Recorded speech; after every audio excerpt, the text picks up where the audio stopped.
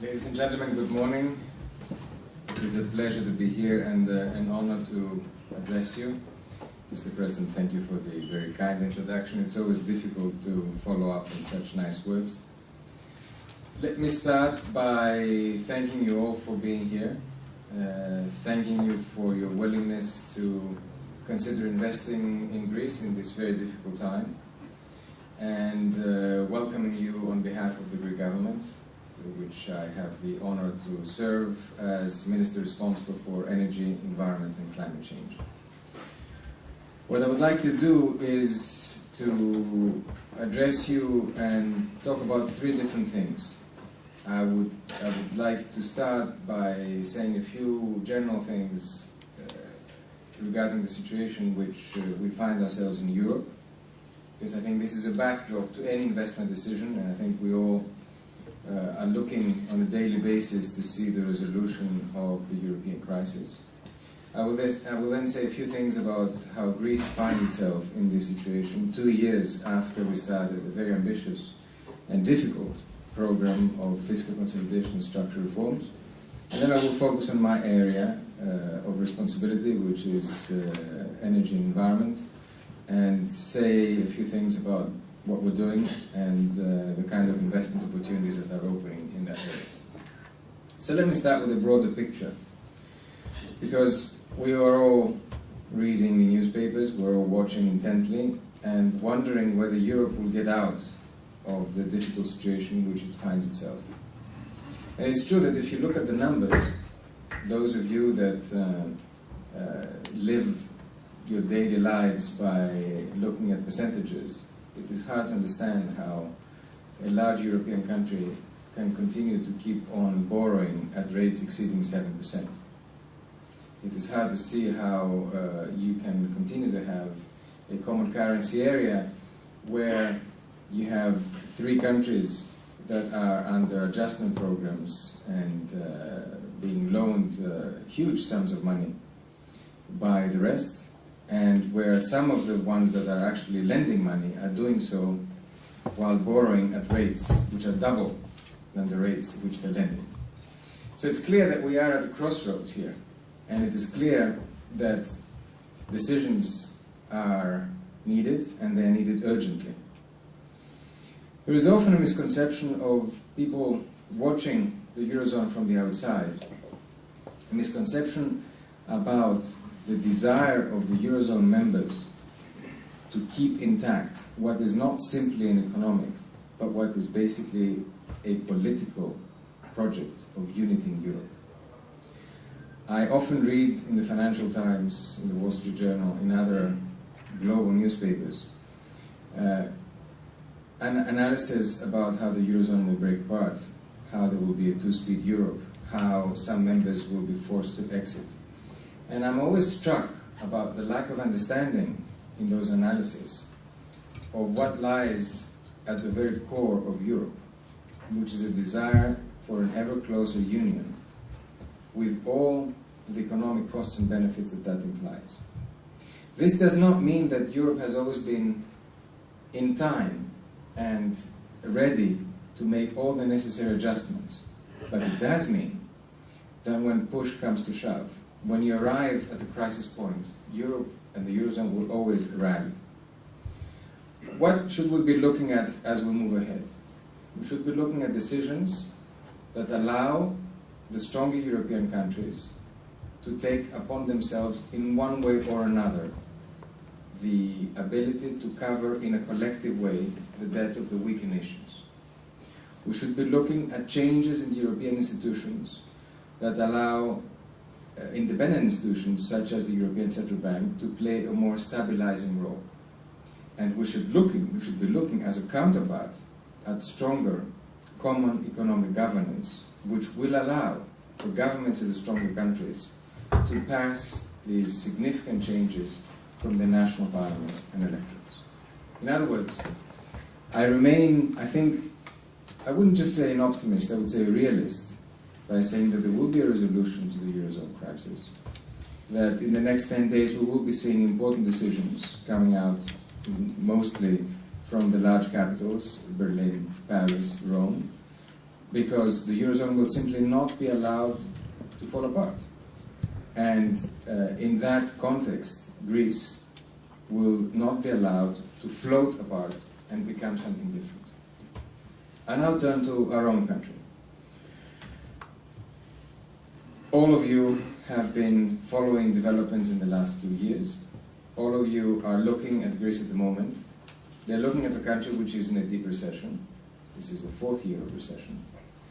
They're looking at unemployment which is rising. They're looking at a very difficult fiscal consolidation. They're reading a lot about reforms that are not on time, about a lack of willingness to go forward. And they are wondering, is this a country where I want to put my money? Is this a country where I want to invest and follow in the future? Let me try and say a few words about why I think this makes perfect sense and why I think that there's a lot of prospects for this country because of what has been happening in the last 2 years. When people look at Greece, they see, and if you look at the numbers, you will see this very clearly, an absolutely unprecedented effort to bring our fiscal house in order. No other country in the Eurozone or beyond has actually managed, at the time of recession, to reduce its fiscal deficit by over 5 percentage points in 1 year. No one has done it. And it's been done the hard way. It's been done by cutting wages, by cutting pensions, by increasing taxes, by cutting and trimming fat in the public sector, and by doing the kind of things that we should have been doing for much earlier, but have not done so. This has been accompanied by long-awaited and long-delayed structural reforms to put the pension system back in order, to open up closed professions, to give more flexibility in a sclerotic labor market, to facilitate investment and cut down bureaucracy, to increase transparency in the public sector. Again, the kind of things that this country should have been doing a long time ago, but didn't. We had to condense into a very short period of time reforms which other countries did over a period of 10 or 20 years. And we did so because we were late in doing them, because when we entered the Eurozone, it took some time to realize that the Eurozone has responsibilities as well as advantages for the country. And that you cannot keep being a member of the Eurozone with your competitiveness diverging from your competitiveness of the rest of the countries. Now, if you look at the numbers at the moment, you can either focus on the reduction in the GDP, or you can focus on the double-digit increase in exports, or you can focus on the fact that unit labor costs are adjusting, or you can focus on the fact that despite or because of all the changes, the economy is actually adjusting to a new production paradigm. Now, when I say this, often people say, well, this is all very well, but will you be able to continue doing this? Will you be able to persevere? Will Greek citizens accept the kind of sacrifices that they've been going through in the last 2 years? Well, let me start by saying that the sacrifices have been enormous. These have been very hard measures. This has been very tough austerity. And we are very conscious of the fact that as a government, we've had to take some very difficult decisions. I had as a finance minister, my fellow members of government had, and we're paying for this in terms of our image and our position in the polls. However, we felt from the very beginning that there was no other way. And we did it trying to be as fair as possible and trying to give a perspective of what is out there. Because when you're in the middle of the recession, it's hard to see that at the end of the recession there is a better day coming up. Greece is not the only country having gone through a fiscal consolidation of this type. Other countries have done it too. And they came out stronger, more powerful, with better jobs, more investment, more competitive economies, and they've managed to thrive after that. This, of course, is not easy to say to somebody who loses his job, to somebody whose business cannot find financing with a banking system that is completely dry at the moment. But it does remain true. And this is a battle that we have to do every day to keep convincing citizens that what we're doing is both necessary and has results at the end of the day. You have all seen that in the last few weeks there's been an important political change in this country. We have moved from a government of one party to a government which is now supported by the three largest parties in Parliament. This is an important change. It's an important change because it signifies a broader political support of the necessary changes that need to be made in this country. One of the biggest problems we've been having in the last 2 years is that we were alone. The government was alone in arguing that tough as it is, difficult as it is, there is no other way. And we were alone in this. And when the rest of the political system doesn't want to accept what is happening, then it's very easy for the citizens to also reject. Now we have a coalition government with three parties. Together, they command 250 out of 300 votes in Parliament. This is an unprecedented majority. And you can already see that social tensions are low. You can already see that, given that you have a new government with a new Prime Minister, who is there because the previous Prime Minister had the grace and political courage to put his job on the line and say, I will step back for something which is broader and has broader acceptance. This seems to have caught the imagination of Greek people, and they're willing to go ahead and support the kind of changes which are necessary. It will not be easy. It will continue to be difficult. There will continue to be strikes. We will continue to have to face down militant trade unions that do not want to see change. We will continue to have to convince people that we're doing the best that we can, as fairly as we can, but it will be a difficult road. There are no shortcuts. There are no magic solutions. There are no magic wands that we can wave and somehow reduce a deficit from 15–16% where it was to 3% of the time without pay. This has never been done before, and it cannot be done. It goes through a difficult period, and this is what this country is going through. But this country is adjusting. We are seeing this year a bottoming out of the recession. Quarter on quarter, if you look at the figures, you will see some improvement. You will see great Greek companies that were for years happy in their internal market now opening up and looking for export markets. And this to me is the biggest single change. And you will also see a public sector which is trying to adjust very hard and try to make the kind of changes that were not there. And here is where I would like to situate my own ministry, the Ministry of Environment, Energy and Climate Change, and give you a sense of what we're doing and the kind of things which we think are very important for the future of this country. The ministry that I have the honor to head has a dual role or a dual importance in terms of growth and recovery. First of all, we have responsibility for a number of horizontal measures that affect growth independently of the sector that you're interested in. Whether you want to invest in tourism, in infrastructure, in trains, or whatever, you will probably need environmental licensing, and you will certainly need land planning. And both of these are responsibilities of the Ministry of Environment, Energy and Climate Change. If we do our job right, we will make the investor's life easier. If we don't do our job right, we will make it very difficult for anyone to invest in this country. And I can assure you that we're trying to do our job right.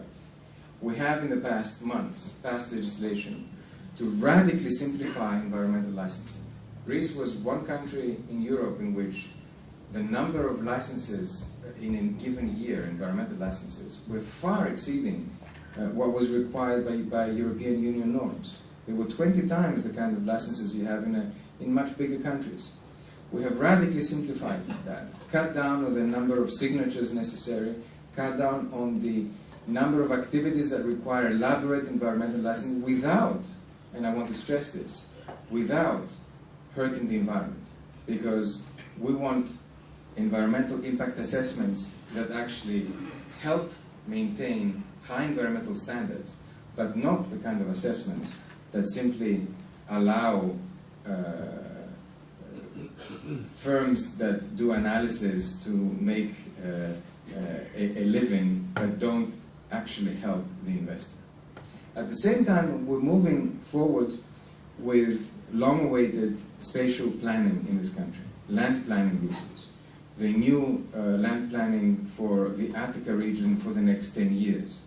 Specific planning, zoning laws for activities such as tourism, such as sea farming. In other words, the kind of modern tools that are necessary for investment to thrive, for the investor to have security and certainty for their investment, and an environment which is stable and does not change every day. And wherever, because this often occurs, wherever we see particular investments that are caught up in the bureaucracy, that are caught up between contradictory laws and zoning, then we have shown in the last few months that we're willing to come up with specific solutions, to legislate, to let particular strategic investments go forward and give security to the investor. So in this general sense, this ministry is trying to create a better business environment, one that is more stable, and one which protects the environment, has a balanced use of space and land planning, but most of all, allows investments to come forward, allows foreign investment to come in. Now, apart from these horizontal activities, we of course are responsible for some of the fastest growing investment areas in Greece. And I will talk more specifically about energy, both traditional energy and renewable energy, and also about other areas such as waste management and water management. Let me start with energy. We are in Greece in a turning point regarding our energy policy. After much delay in opening up the market, we have been, in the last few months, one of the first European countries to pass into national legislation the third EU energy package, which unbundles gas and electricity markets, which gives more power to the independent regulator, and therefore creates a fair environment for investment, opens up a market which until now has not been opened. We have announced major privatization drives in energy. The gas company, DEPA, its infrastructure subsidiary, DESFA, Hellenic Petroleum, are all coming up as major privatization process in the next few months. December, January, February, there will be the beginning of the process for the privatization of these companies. The Public Power Corporation, the main energy company in this country, is also in a privatization process with a reduction in the percentage held by the state, with the sale of lignite mines, either individually or bundled into a smaller PPC, and with the sale of stakes in subsidiaries following the new energy package, subsidiaries in the transfer of electricity, for example. This creates not just a completely different environment for energy, but it also creates major investment opportunities and allows foreign and domestic investors to come in and rejuvenate and give know-how and important input into a sector that will be very rapidly moving at the same time. I want to say something specific about the gas sector. And this is because one should link the kind of developments that are happening in the gas sector in Greece at the moment with the privatization of the gas company with the broader developments that are happening globally in terms of the new gas routes. Over the next 2 months, there will be decisions on how to open the so-called Southern Corridor, bringing gas from the Caspian Sea to Northern Europe. There are a number of competing projects in this, some larger, such as Nabucco, some smaller but much more realistic, such as ITGI, which is a project that Greece is participating in, the interconnector Turkey, Greece, Italy. We believe that these projects and getting the consortium to pick our own proposal will allow Greece to become a gas hub for the broader area, with gas flowing through Turkey from Greece to Italy on one hand, and from the Balkans, from Bulgaria up to the Balkans, and therefore completely change the dynamics of gas routes in Europe, diversify sources so that Europe does not only depend on one source of gas supply from Russia, and help Greece completely change the environment regarding gas policy and help its companies and DEPA also in the privatization progress. So gas is going to be an important element. And before I move to renewables, one more element to complete the picture of traditional energy is the new exploration that Greece has started of oil and gas in our broader region after a very, very long hiatus. For the last 20-25 years, we have left completely untouched our natural resources of oil and gas. Greece has been pumping some oil many years now. However, we haven't really advanced on it until very recently. We now have a new legislative framework, and we have now tendered out the ability to do non-exclusive seismic surveys on the west coast of Greece and south of Greece.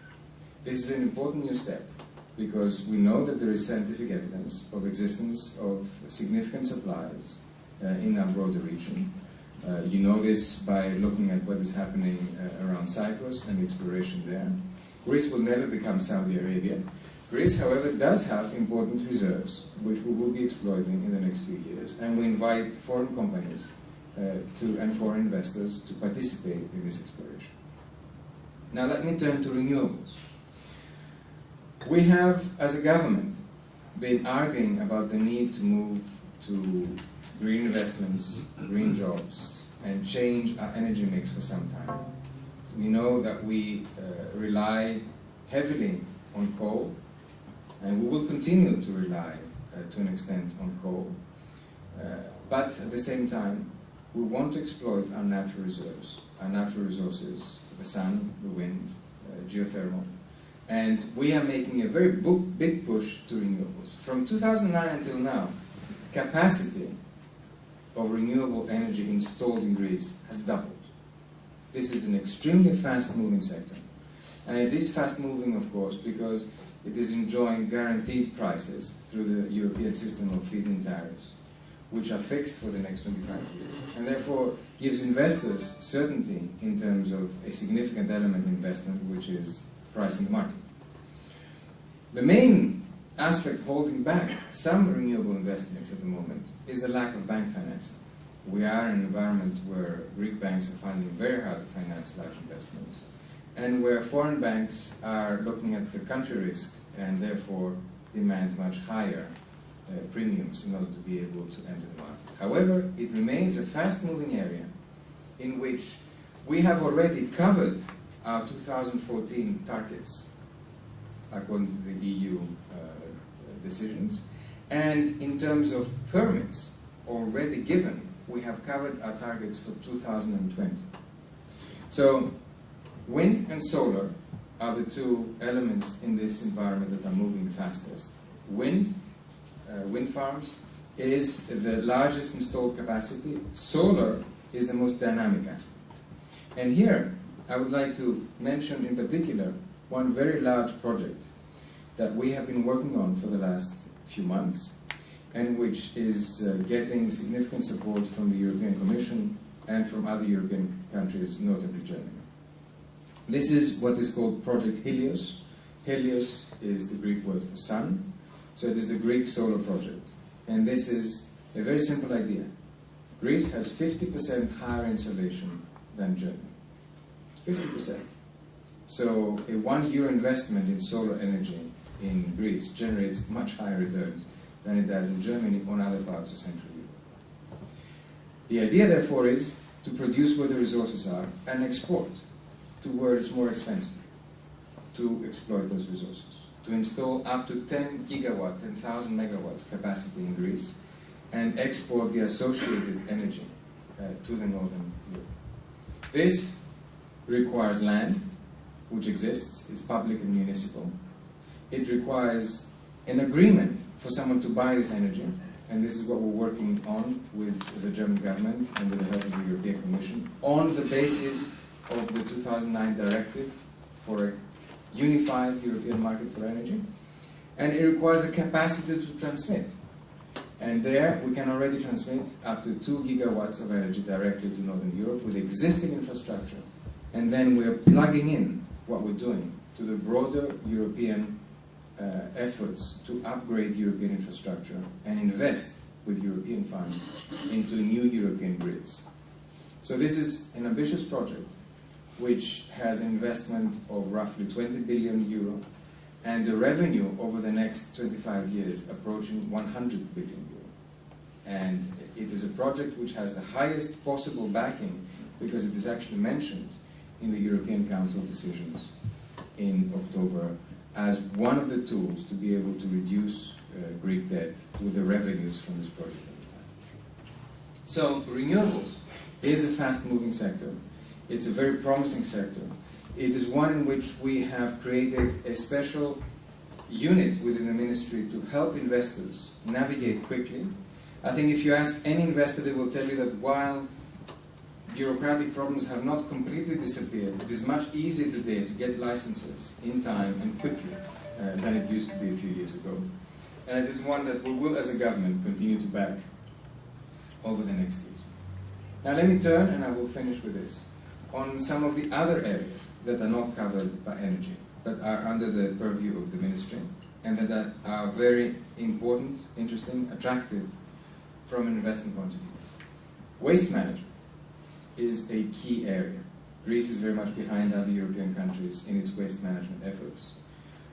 We do not have large processing waste management facilities in the country, in the same way that major capitals around Europe have waste management facilities, even in the middle of cities. Paris does, Vienna does, Berlin does. So we are now in the last leg of tendering out over the next 2 months contracts for waste management facilities in the Attica region, and underway are similar attempts to tender out in other parts of Greece. The Peloponnese is one, Central Macedonia is another one. So we are approaching this with an open mind, being open to technologies, to all technologies, as long as they have been proven environmentally in a European country in similar circumstances to ours. And we look forward to private investment because this is going to be a public-private partnership with a gate fee approach and an investment, for example, for Attica on the part of the public of between 100 and 150 million for a total project investment cost of roughly 500 million. These are large investments, very important key investments for the quality of life in the broader Attica region, but key investments also to show that there is interest and confidence in this country as it moves forward. And there are a number of similar projects in other areas that are environmentally related. Water management projects is one very important element of which is heavily funded by the European Union structural funds. We have over 1 billion euro for water-related projects, desalination plants, water treatment, upgrading of water infrastructure in major cities and municipalities throughout Greece that are being funded and will be funded over the next few years. So, to conclude, ladies and gentlemen, and thank you for listening to me in this rather broad approach What I'm trying to convey to you is that at a very difficult, critical juncture for this country, there are important investment opportunities. There are ways for investors that are willing to take advantage of a particular circumstances where others are perhaps more wary of coming in, to have important returns, to have a strategic partnership over many years, and a situation where both investor and the receiving country have important returns and important benefits. I'm confident about the future of this country because I know we have significant comparative advantages, a strong will and a population that has shown that it can withstand difficult circumstances and is known to be very capable and able to rise to the challenges. And I believe that now we also have a political system that is finally coming to terms with the fact that important changes need to happen in this country. We have started those and will continue to be doing them in